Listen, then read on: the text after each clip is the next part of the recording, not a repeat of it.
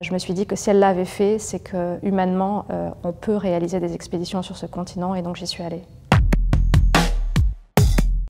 Stéphanie Giquel, je suis sportive de l'extrême, je réalise des expéditions engagées en Arctique et en Antarctique.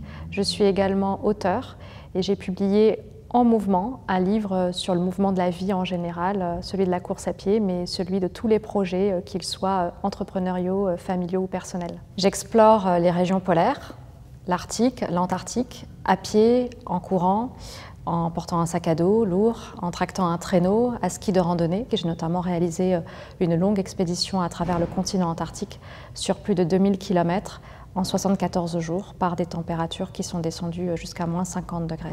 En expédition, je me lève à 6h ou 6h30. Je prends un bon petit déjeuner extrêmement calorique à base de porridge et de rations lyophilisées.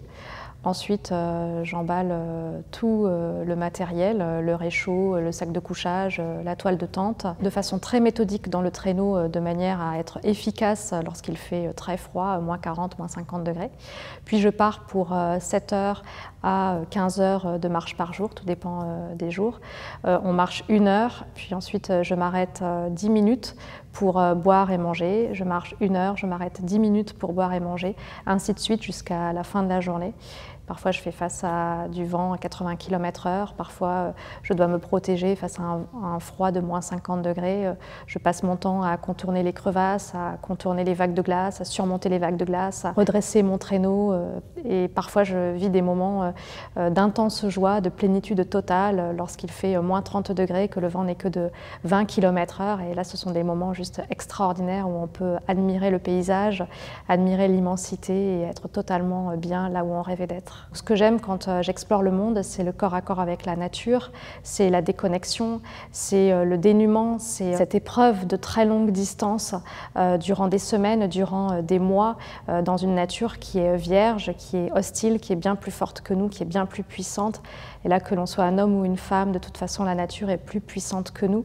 Ce n'est absolument pas une question de testostérone quand on est en plein milieu de l'Antarctique et qu'il y a un vent katabatique à plus de 300 km/h, absolument personne ne peut résister. Quand on pense exploration, quand on pense expédition, on pense virilité, on pense muscles, musculation. Donc on a l'impression que les femmes sont trop fragiles pour réaliser des expéditions par moins 50 degrés en tractant un traîneau plus lourd que son poids de corps, dans le froid extrême, sans confort, sans douche pendant des mois. Les sponsors, les équipiers, toutes les personnes qui peuvent nous entourer sur ce type de projet pensent que vous n'êtes pas capable de le faire parce que vous êtes une femme. Donc c'est compliqué. Après, pour moi, quand je me suis lancée dans ces projets, notamment quand je me suis lancée à travers l'Antarctique sur plus de 2000 km, j'ai regardé ce qui avait été fait. J'ai vu que des hommes comme Reinhold Messner, un alpiniste qui a fait tous les 8000, Jean-Louis Etienne a aussi traversé l'Antarctique. Quand j'ai vu que ces personnalités avaient réalisé des expéditions sur ce continent, je me suis dit que si elles l'avaient fait, c'est que humainement,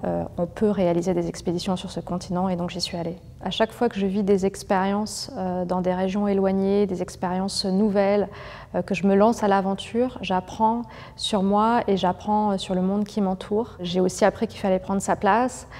J'ai appris que rien n'était impossible, que la seule limite à nos objectifs est celle que nous leur donnons. Je crois que toutes les expériences m'ont apporté beaucoup de confiance. Elles m'ont aussi beaucoup appris sur la capacité de mon corps à s'adapter à l'ultra-distance. J'ai appris à force d'expérience dans des régions éloignées, à force de marcher 70 heures par semaine pendant des mois, j'ai appris que mon corps pouvait résister à ce type d'expérience.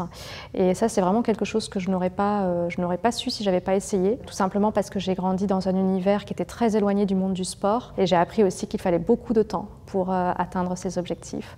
J'ai mis 4 ans à monter mon projet à travers l'Antarctique. Il me faudra aussi beaucoup d'années encore avant d'atteindre le plus haut niveau en course d'ultra-distance. Mais quand on est patient, quand on est serein par rapport au temps qui passe, qu'on accepte parfois les contretemps, les obstacles, on a plus de chances d'aller au bout, mais il faut avoir conscience que ça prend beaucoup de temps. Et ça, je crois que je l'ai appris aussi sur le terrain grâce au projet que j'ai monté. Et le retour après des expéditions est parfois difficile, déjà dans d'un point de vue physique parce qu'on est extrêmement carencé. Quand j'ai parcouru l'Antarctique, je pesais 39 kg en fin d'expédition. Donc après une expédition, il n'est pas rare de ressentir une forme de baisse de morale qui est liée à toutes ces carences physiques. Donc en général, on arrive à le résorber en quelques mois. Puis après, on voit aussi tout ce que le monde a, tout ce que l'homme a créé, le génie de l'homme, tout ce qu'il a été capable de créer autour de nous, parce que quand on traverse des déserts, il n'y a absolument rien. Puis après, il faut se réadapter aussi, se réadapter à la chaleur du monde tempéré, se réadapter à la nuit, puisque quand je pars en expédition polaire,